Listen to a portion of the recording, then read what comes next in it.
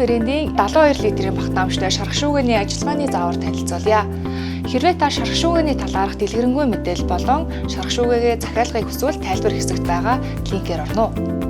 Шарах шүүгээг ашиглахын өмнө баглаа бодлыг нь бүрэн авч дагалдах хэрэгслүүдийг нь самтай бүлээн усаар угаах ёстой байгаа. Үүний дараа шарах шүүгээний цагийг гэрийнхээ цагтаа тааруулна. Гэрийнхээ цагтаа тааруулахын тулд шарах шүүгээнийхээ цагны тэмдэглэгээр дээр дарж чихээ эргүүлэн цагаа тааруулаад дахин цагны тэмдэглэгээр дээр дарж минутаа тохируулаад баталгаажуулна. Шарах шүүгээний үйлдвэрийн үнэр болон бохирдлын заавал арилгах ёстой байдаг. Шарах шүүгээний үйлдвэрийн үнэр бохирдлыг арилгахын тулд та шарах шүүгээнийхээ дээд доод гормыг сонгон 250 Цельсиэд 60 минутны турш хоосон ажилуулах шаардлагатай. Шарах шүүгээний ажиллагааны үед та өрөөнийхөө агаар сэлгэлтийг сайтар хийх шаардлагатайг анхаарна уу?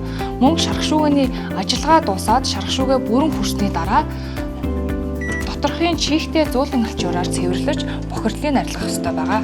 Энэхүү шарах шүүгээ нь түргэн халах болон үндсэн 10 горимтой бөгөөд та үндсэн горимоо ашиглахдаа цаг болон температурыг тухайн өгөгдлийн дагуу ажилуулах боломжтой бөгөөд эсвэл горимоо сонгоод өөрийн хүссэн температур болон цагийг өгөөд шарах шүүгээгээ ажилуулах боломжтой байгаамаа.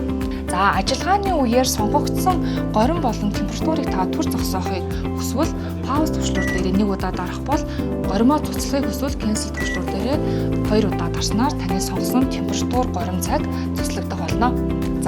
Ажиллагааны үеэр та горим болон температураа солих шаардлага гарах юм бол температур төвчлөр дээр дарж цаг болон дахин температур төвчлөр дээр дарж хоолныхоо температурыг солиод эхлэх товчийг тарснаар өмнөх температур цуцлагдаж таны шинээр оруулсан өгөгдлийн дагуу шарах шүүгээ маань ажиллаж эхлэх болно. Энэхүү шарах шүүгээ маань түргэн халаах горимтой шарах шүүгээ байгаа. Тэгвэл танд түргэн халаах гормыг хэрхэн ажилуулах зааварчилгааг хүргье. Түргэн халаах гормыг идэвхжүүлэхдээ эхлээ та үндсэн гормоо сонгоод температурыг тохируулах ёстой байгаа. Температурыг тохируулж дуусны дараа түргэн халаах буюу прихит товчлуур дээрээ дарснаар таны сонгосон горим болон температурын дагуу түргэн халалтын маань ажиллагаа эхэлнэ. Горим нь таны тохируулсан температур хүртэл халаад дуусны дараа та шарах шүүгээндээ хоол хүнснийхээ бүтээгдэхүүнүүдийг хийж бүрэн болгох боломжтой бүтээгдэхүүн байна. Шарах шүүгээний аюулгүй ажиллагаа буюу шарах шүүгээг төвчгтээ хэрхэн төвчх вэ?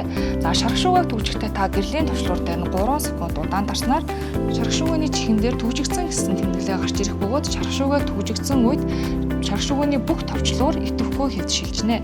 Шарах шүүгээний төвчээг тайлахдаа гэрэл тэмдэглэгийн дээрээ дахин 3 секунд дарснаар шарах шүүгээний төвчээ бүрэн тайлагдах болно.